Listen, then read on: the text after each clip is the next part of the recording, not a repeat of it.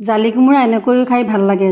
জালি কোমোৰা এটা লৈ ল'লোঁ, লগতে বাকলি এৰিয়াই ধুনীয়াকৈ ঘূৰণীয়া ঘূৰণীয়াকৈ কাটি ল'লোঁ আটাইখিনি। এইখিনি এতিয়া মই নিমখ হালধি আটাইখিনি দি ধুনীয়াকৈ সানি ল'ম। সকলোখিনি লগাই ল'ম। এনেদৰে লগাই লোৱা হৈয়ে গ'ল। এতিয়া কেৰাহীখন বহাই দিলোঁ, লগতে জোখমতে তেলো দিলোঁ। এয়া গৰমো হ'ল, এপিচ এপিচকৈ বহাই দিলোঁ। এতিয়া মই 4 পিচকৈ বহাই দিলোঁ। এয়া ওলোটাই দিম, আটাইখিনি ওলোটাই দিম ধুনীয়াকৈ। এনেদৰে ওলোটাই দিয়াৰ পিছত সোনকালে হৈয়ে যায় জালি কোমোৰা যিহেতু। এয়া পিচ এপিচকৈ উঠালোঁ।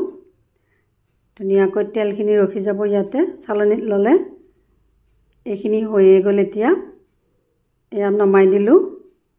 এতিয়া পুনৰ আকৌ মই বহাই দিলোঁ। এয়া আটাইখিনি হৈয়ে গ'ল।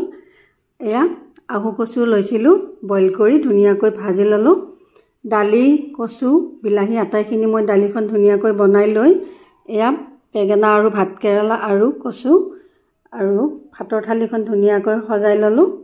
এয়া হৈয়ে গ'ল। পুনৰ এটা নতুন ভিডিঅ' দিয়াৰ আশাৰে আজিলৈ এৰিছোঁ। ধন্যবাদ।